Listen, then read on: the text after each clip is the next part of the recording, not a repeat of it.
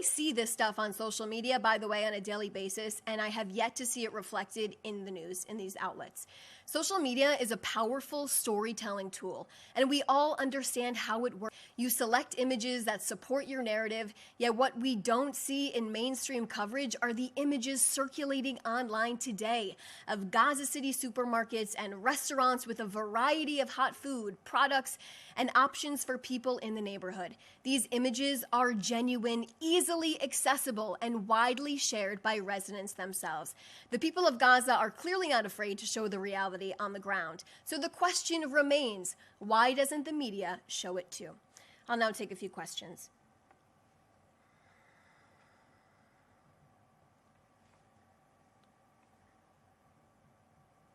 Okay. Or Shaked from Israel Hayom. What's your response to what is your response to Hamas pretending to unearth remains of an Israeli hostage when in reality they dug it up minutes before?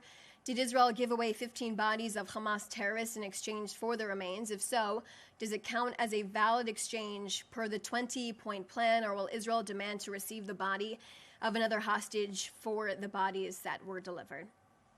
I'm hoping to see on nearly all of the front pages of newspapers and the top of your newscast today, the brutality, the barbarism of Hamas. This is who Hamas is. For some reason, it's taken 2 years for hopefully the media to open up their eyes to see who Hamas is.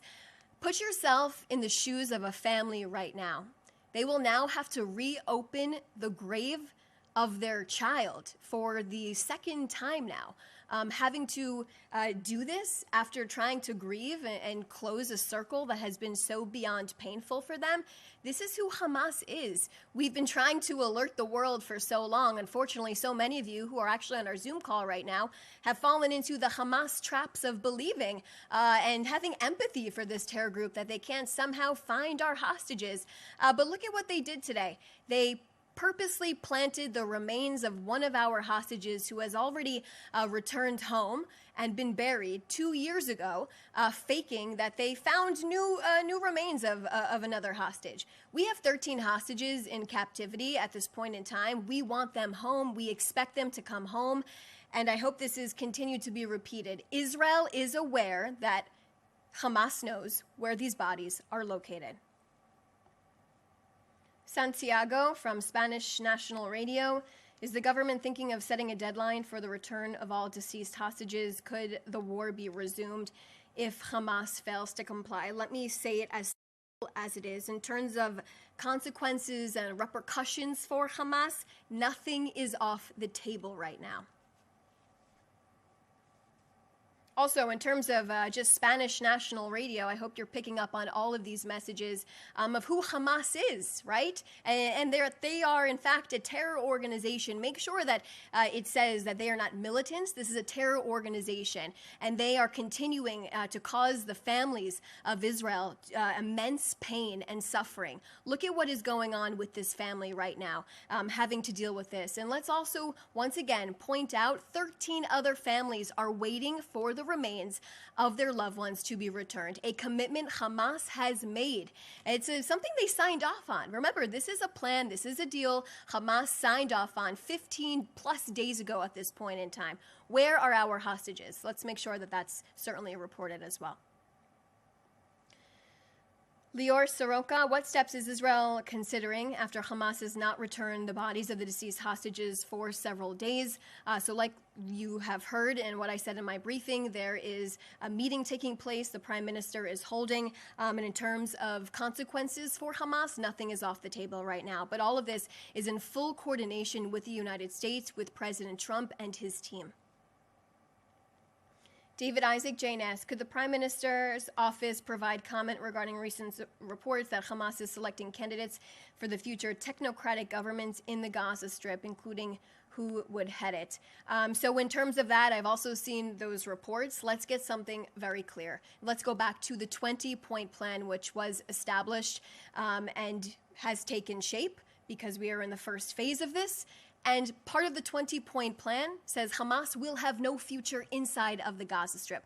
Gaza will be demilitarized. Hamas will be disarmed. That's my response. Joel Pollack, Breitbart News. Can you respond to a South African medical board finding the UN Special Rapporteur on the right to health guilty of unprofessional conduct for profane language against the Prime Minister on social media? I have not seen those reports, so I'm not going to comment at this time. Why would Hamas think that it can get away with faking the retrieval of hostages' body? This is exactly who Hamas is. It's a terror organization. For 2 years, I've seen the press write Hamas militants. I honestly don't understand why they would be considered militants. This is a terror organization. They are terrorists. And this video is absolutely horrific. And to see them lie over and over again for 2 years. This is where we are. 2 years later, and the lies perpetuate. This is a terror organization. They want nothing but to destroy Israel. This is what they stand for. And they continue to, of course, cause immense suffering to the Palestinian people inside of the Gaza Strip as well.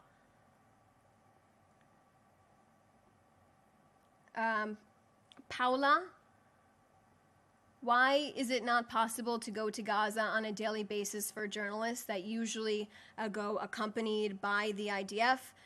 So in terms of that, I believe the policy will be changing soon. And there will come a time soon when reporters flood Gaza. We know this. And Hamas has already actually written your script. There's propaganda in the works right now once these foreign journalists do come into Gaza.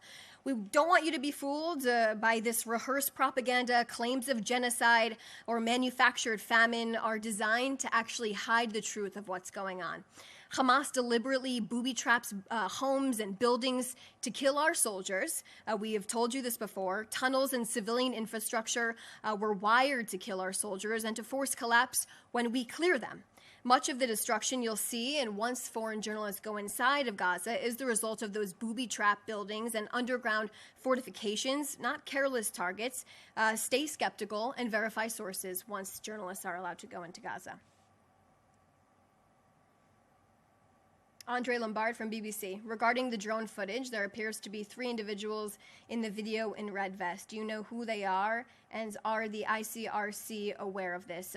In terms of the video, I can't speak on right now, but I'm assuming many of you have seen this video. It's horrific to watch. Just in terms of how Hamas clearly sees our hostages, this terror organization does not value life. That's beyond evident. Look at what they have caused to their own people during this war. They have caused immense suffering to their own people, their own blood inside of the Gaza Strip.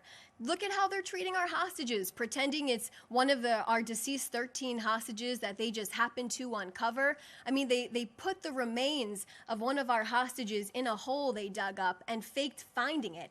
We have 13 deceased hostages inside of Gaza. We are demanding that they come home. We are demanding that they are released.